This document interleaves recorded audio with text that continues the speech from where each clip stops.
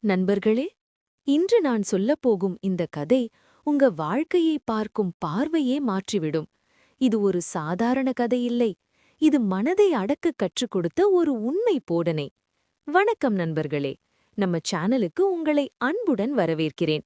நீங்களும் கௌதம புத்தா அவர்களின் சிந்தனைகளை விரும்புபவர்களாக இருந்தால் இந்த வீடியோவை லைக் பண்ணி கமெண்ட்ல நமோ புத்தாய என்று எழுதுங்க. சரி, கதைக்கு போகலாம். ஒரு கயிறு, ஒரு மாடு, ஒரு பெரிய உண்மை. ஒரு சிறிய கிராமத்தில் ஒரு இளைஞன் வாழ்ந்தான். அவன் மிகவும் புத்திசாலி. ஆனா அவனுக்கு ஒரு பெரிய பிரச்சனை இருந்தது. அவன் எப்போதும் பயம். எதிர்காலம் பற்றி பயம், மற்றவர்கள் என்ன நினைப்பார்கள் என்ற பயம், தோல்வி பற்றிய பயம். ஒரு நாள் அவன் மனம் தாங்காமல் கௌதம புத்தா அவர்களை சந்திக்கப் போனான். அவன் கேட்டான், குருவே, என் மனம் எப்போதும் ஓடிக்கொண்டே இருக்கிறது. நான் அமைதியாக இருக்க முடியவில்லை. எப்படி இந்த பயத்திலிருந்து வெளியே வரலாம்? புத்தர் சிரித்தார். அவரால் உடனே பதில் சொல்லவில்லை. அதற்கு பதிலாக அவர் அவனை ஒரு வயலுக்கு அழைத்துச் சென்றார். அங்கு ஒரு மாடு ஒரு கயிற்றால் கட்டப்பட்டிருந்தது. மாடு சுதந்திரமாக நடக்கிற மாதிரி இருந்தது. ஆனா அது கயிற்றின் நீளத்துக்குள் மட்டுமே. புத்தர் கேட்டார், இந்த மாடு சுதந்திரமா?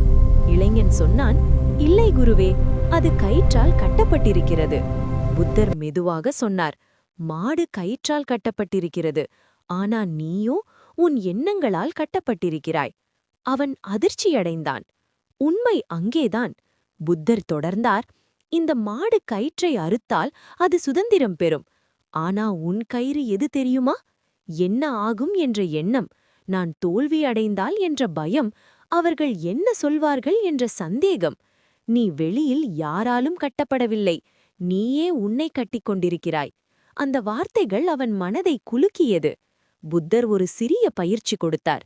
இன்று முதல் உன் மனதில் ஒரு பயம் வந்தாலே அதைக் கேள். இது உண்மையா அல்லது என் கற்பனையா? எண்ணமில்லாததை நீயே வெட்டிவிடக் கற்றுக்கொள். மாற்றம் தொடங்கியது. அடுத்த நாட்களில் அந்த இளைஞன் ஒரு விஷயம் கவனித்தான். அவன் பயப்பட்ட விஷயங்களில் 90% கூட நடந்ததே இல்லை. அவன் மனமே கதைகளை உருவாக்கி அவனை பயமுறுத்தியது. மெதுவாக அவன் ஒவ்வொரு எண்ணத்தையும் சோதிக்கத் தொடங்கினான். உண்மையில்லாததை விட்டுவிட்டான். நிகழ்காலத்தில் கவனம் செலுத்தினான். அவனுக்கு ஒரு புதிய அமைதி வந்தது. முன்பு இரவு தூங்க முடியாதவன் இப்போது நிம்மதியாக உறங்கினான். முன்பு எல்லாவற்றையும் சந்தேகித்தவன் இப்போது தன்னம்பிக்கையுடன் நடந்தான். கிராம மக்கள் அவன் மாற்றத்தை பார்த்து ஆச்சரியப்பட்டார்கள். அவன் சொன்ன ஒரே வரி, நம்மை கட்டுவது உலகமில்லை, நம்முடைய எண்ணங்கள்தான். நீங்கள் இப்போது இந்த வீடியோவை பார்த்து கொண்டிருக்கிறீர்கள். இந்த நொடியே உங்களுக்கு இருக்கிறது. நாளைய பயத்திற்காக இன்றைய அமைதியை இழக்காதீர்கள். இந்த கதை உங்களுக்கு பிடித்திருந்தால் லைக் செய்யுங்கள். உங்கள் எண்ணத்தை கமெண்ட்ல சொல்லுங்கள். மற்றும் இது போன்ற மனதை மாற்றும் கதைகளுக்காக நம்ம சேனலை சப்ஸ்கிரைப் செய்ய மறக்காதீர்கள்.